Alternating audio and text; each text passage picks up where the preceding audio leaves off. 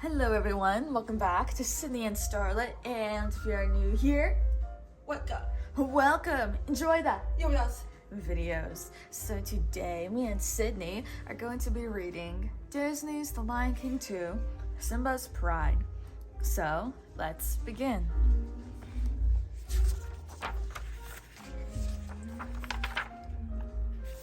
The animals of the Pride Lands gathered once again to pay their respects to the Lion King and his queen. A cub had been born to Simba and Nala. Rafiki, the wise baboon, raised the cub toward the sun as its parents watched proudly. The new cub was a lioness. Princess Kiara was her name. Rafiki painted Kiara's picture next to that of her father, Simba. The circle of life is complete, Rafiki said. But was it? For beyond the Pride Lands lived the outsiders. They had been banished by Simba for siding with the evil Scar. Zira, a mean-spirited lioness, was their leader. Scar had chosen Zira's cub, Kovu, to be king. There was news from the Pride Lands. Simba's cub was a girl. Perfect! Zira exclaimed. Girls will be girls, but boys will be kings. Zira planned to reclaim the Pride Lands for the outsiders, with Kovu as the next Lion King. The months passed quickly, and Kiara grew into an adventurous young lioness eager to explore the Pride Lands. Stay inside of Pride Rock, Simba reminded her as she was about to bound off excitedly. Simba sent Timon and Pumbaa to watch over her, just in case, but she managed to slip away from the babysitters when they stopped to snack on some grubs. Suddenly, Kiara came face to face with Kovu. She circled him. My father says to never turn your back on an outsider. Do you always do what Daddy says? Kovu asked. Just then, what the cubs thought was a fallen log moved. It was a crocodile on the attack.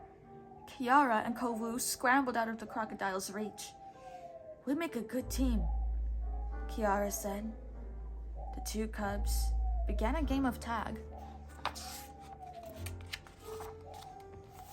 Just as Kovu was about to tag Kiara, there was a deafening roar.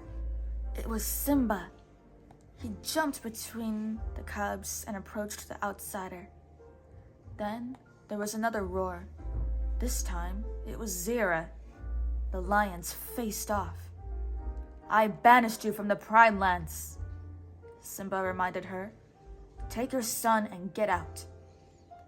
As Zira turned away, Kovu and Kiara said goodbye to each other and sadly returned to their homes.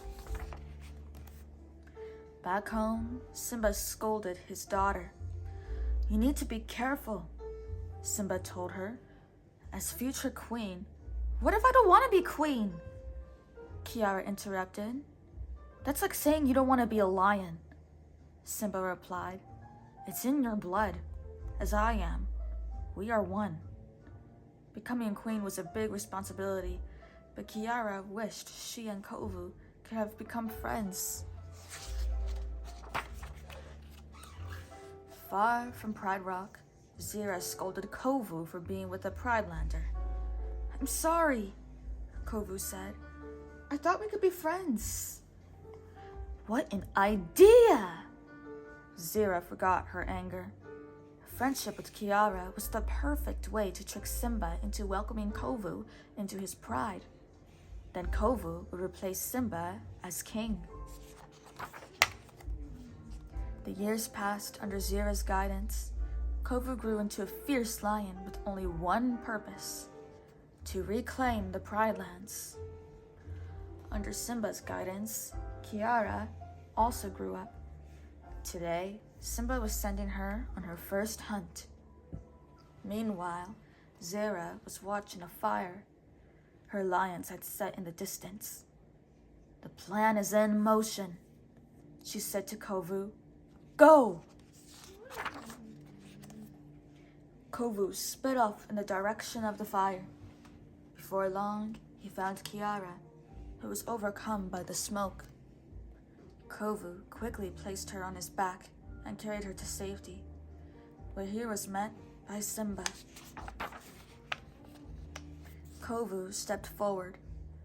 "I wish to join your pride," he said to the Lion King.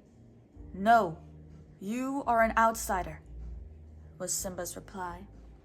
But the others reminded him that Kovu had saved Kiara's life. Reluctantly, the Lion King agreed. It was night when everyone got back to Pride Rock. "Thanks for saving me today," Kiara said.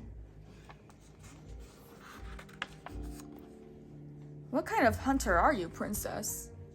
Kovu asked. "You almost got yourself killed.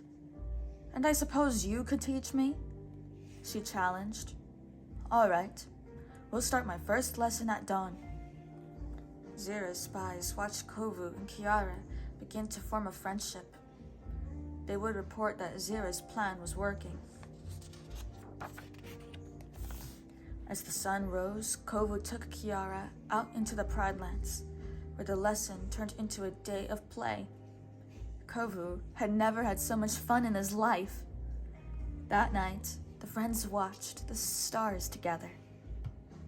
"My father says all the great kings are up there," Kiara told Kovu. "Do you think Scar is up there?" "I don't know. My father says there is a darkness in Scar, one he couldn't escape."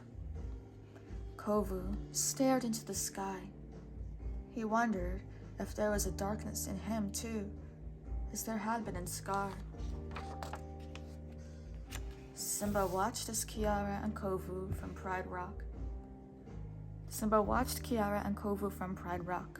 He was still unsure about the outsider and worried about the future of his pride. He too looked to the stars and to his father for guidance. Nala approached him. "Simba, you want so much to walk the path expected of you," she said. "Remember, Kovu does not." Nala was right. Kovu was questioning the path Zira had planned for him. Was it evil to follow Zira's teachings? To be like Scar? Suddenly, an arm popped out from a bush. It was Rafiki. "Follow me," he said. Kiara and Kovu followed him to a beautiful waterfall. There, the wise baboon taught the young lions about Upendi, a special place in the heart that Kiara and Kovu now shared. Early the next morning, Simba approached Kovu for a lion-to-lion talk. Scar couldn't let go of his hate, Simba told the young lion. But sometimes what's left behind can grow better than the generation before. Kovu understood. Simba was giving him a chance to prove himself. That evening, as Simba and Kovu were returning to Pride Rock, Zira emerged. "Well done, Kovu," Zira scoffed. "You've separated Simba from the others, just as we planned." "No," Kovu protested. "I had nothing to do with this." Zira's lions attacked. Simba tried to fight them off, but he was outnumbered. Zira's lieutenant, Nuka, pursued the Lion King as he scrambled over the pile of logs.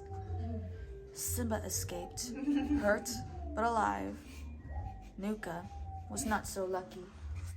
Simba? Simba. After the battle, Simba banished Kovu from the Pride Lands. "Kovu didn't do it," Kiara pleaded. But her father wasn't willing to listen. Kiara ran after Kovu and found him by a pool of water. They sat together and watched their reflections. As their images merged, they began to fall in love. "We are one," Kovu said. Kiara agreed. "Our place is with our pride. We will unite them again." Kiara and Kovu found their two prides facing off. "This has to stop," Kiara said to the lions. "We are all part of the circle of life. We are one." An outsider stepped forward. "Kiara is right," she said to Zira. Slowly, the other outsiders joined the Pridelanders. Only Zira refused the offer of peace. She lunged viciously at Kiara, but missed her target and tumbled over a ridge. Kiara reached down to her, but Zira couldn't reach her paw. The evil lioness fell into the ravine and was never seen again. Soon Kiara and Kovu were sitting proudly at the side of Simba and Nala as Rafiki blessed their union. All the lions looked on with pleasure. Simba's pride had finally been reunited. The end. So that is it for today, everyone. Really hope you all enjoyed this lovely story. I will see you all next time. Bye-bye. Goodbye. Pick out your favorite page in this book.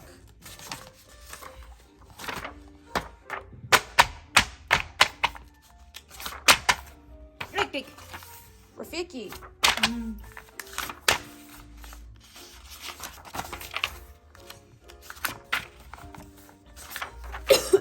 Oh, careful.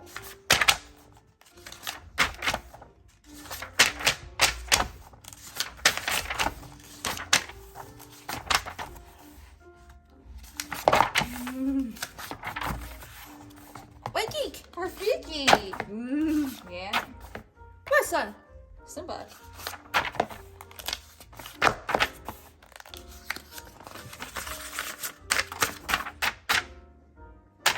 Snap that page. That's a great page. Who's your favorite character?